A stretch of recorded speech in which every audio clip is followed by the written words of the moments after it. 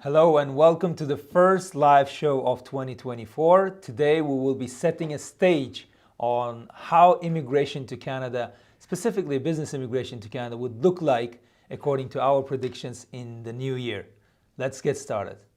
Just a quick reminder before we start. Please note that whatever you hear in these live sessions or any content you see on social media by Sobirovs Law Firm is general information only and not legal advice. While we may use certain real-life scenarios or legal cases for learning purposes, it is important to remember that this does not constitute a legal opinion.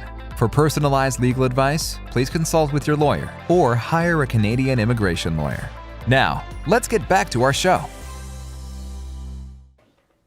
Welcome back. As usual, we'll start with news pieces that we think are relevant to our audience. News piece number one comes from the car manufacturer from Japan.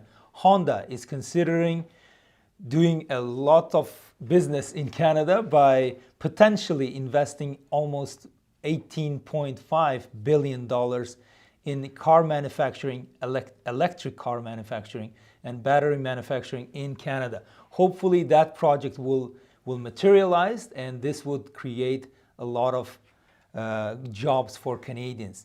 Why this piece is important, and the link of which will be under this video. This piece is important because there's a huge trend of electrification and EV industry in Canada, specifically in Ontario. So if your business or startup or any concept idea is related to this sector, you may consider Canada very seriously. Second, again, we will be talking about predictions today, and many of our clients ask about what's gonna be in 2024 in terms of recession economy. So I suggest you read this piece by Bloomberg, where you can listen to several economists of leading banks in Canada on how the outlook looks like in 2024, where we are heading in terms of recession.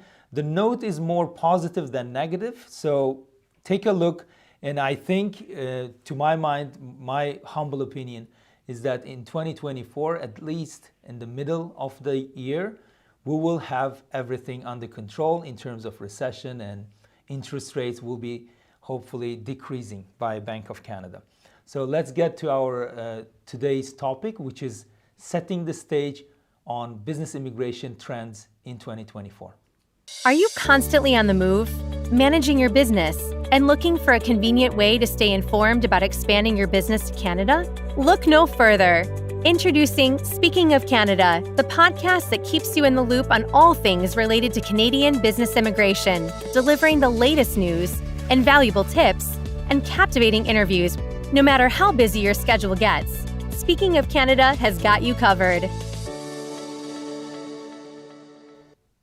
Welcome back, and today's topic is Canada's business immigration agenda or trends for 2024.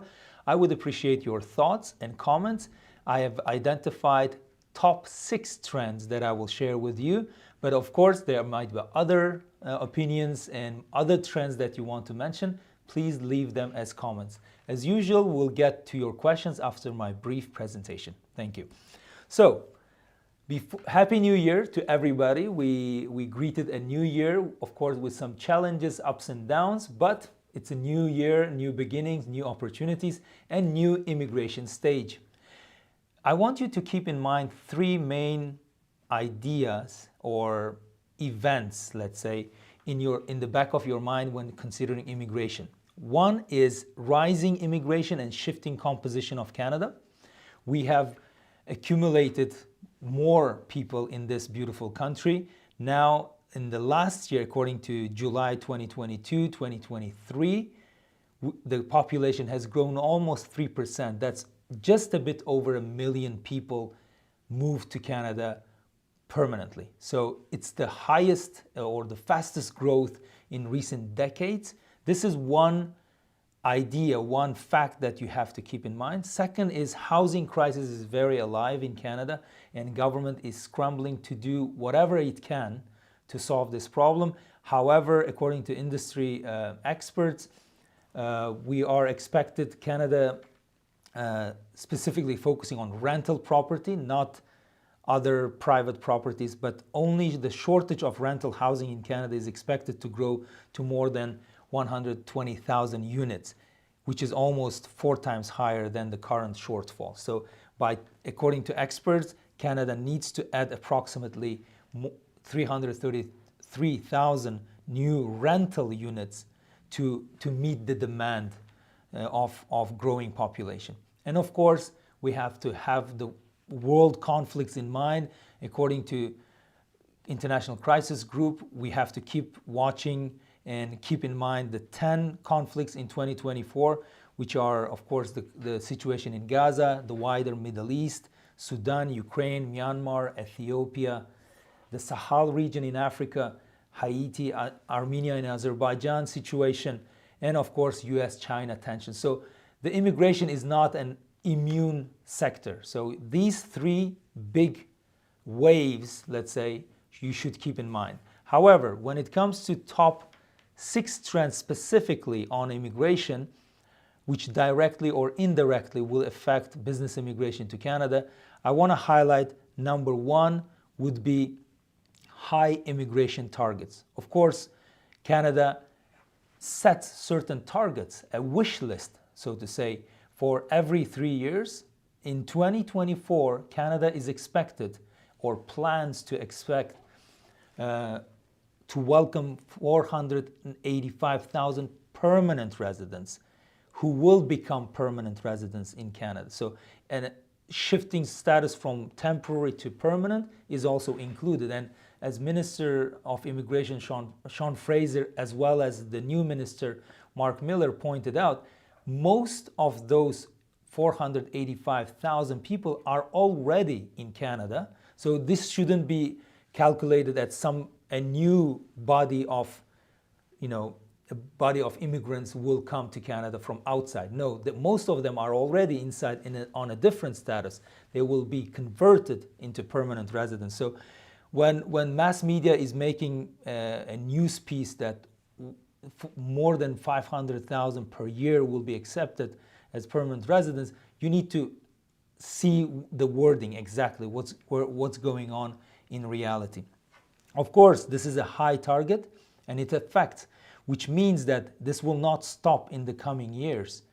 The demand is high, the demand for Canada is high, and Canada needs more people at the same time. So it's mutual demand and supply, typical economy, and I think this should be a trend going forward, at least for the next couple of years.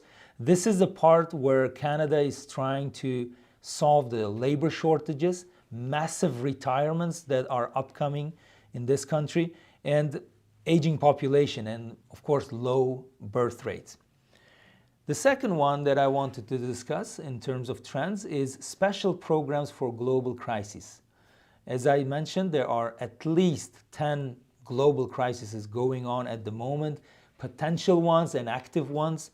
Canada continues to implement special measures to bring people affected by those crises, and these measures have included earthquakes like in Turkey and Syria, the situation in Afghanistan, Ukraine. There was massive arrival of people from Ukraine or affected by the Ukrainian conflict. Now the situation with Israel-Hamas conflicts and war there, and conflict in Sudan is escalating, unfortunately. These things may change, that may pivot a little bit during the year, so watch out for the updates. And the similar measures have been also done for certain Latin American countries like Colombia, Venezuela, and the Caribbean country of Haiti. And this will affect, no doubt, that Canada is very attuned with the global crises, trying to do its best in terms of helping the affected people. And number 3, the 10 conflicts, we already, this 10 conflicts to watch is a typo, we already mentioned that, but there's a possibility in reducing the temporary residence. This number 3 is a possibility to reduce. Why is that? The latest part of the year in 2023 was mostly occupied by the fact that we have too many temporary residents in Canada. what we call non-permanent residents, NPRs.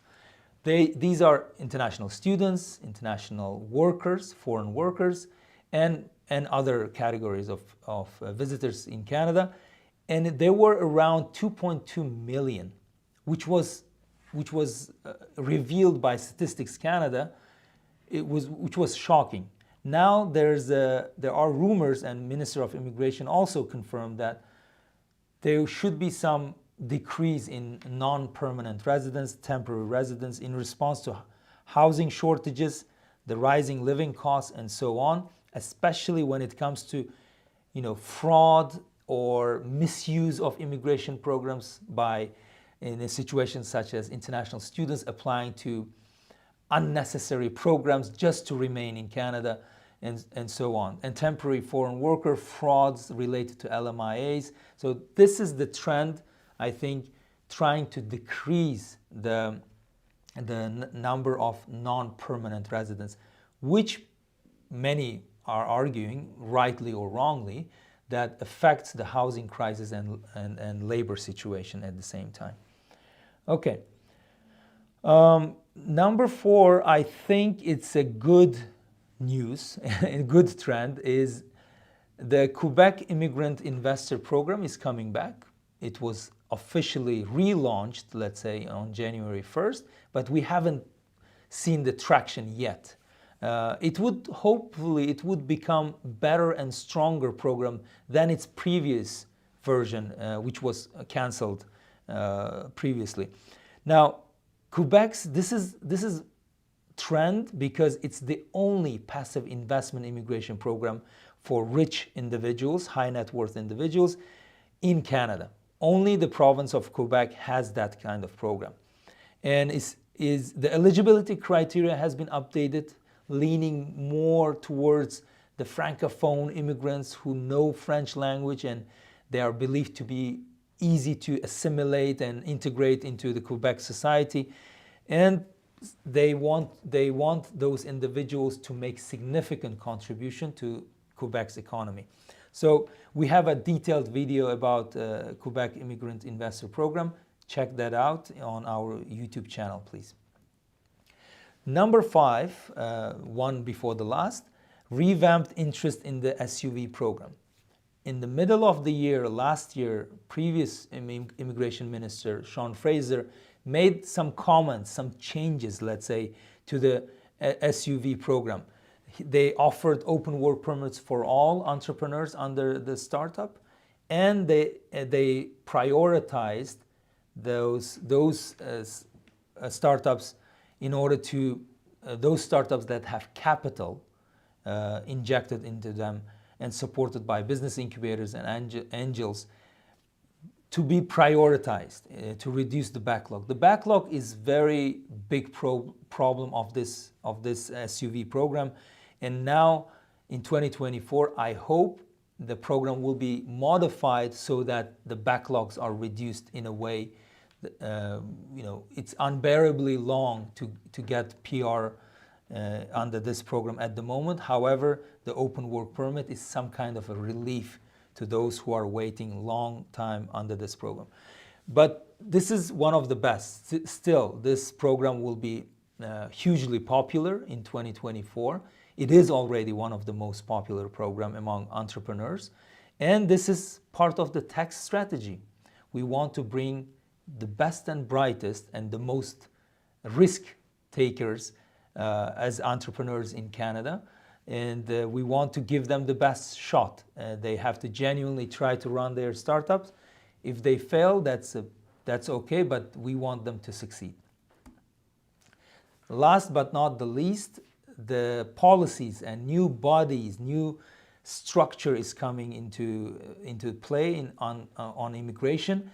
There's an advisory board. Now they will be getting advice from diverse perspectives and experiences using Canadian immigration system, in terms of, like, they will be talking to organizations, the immigrants who experience Canadian immigration, and there will be constant dialogue between the provider, the immigration, and the consumer, basically the applicants. So let's hope that this advisory board will be very good channel of communication between us and the immigrants and the immigration body.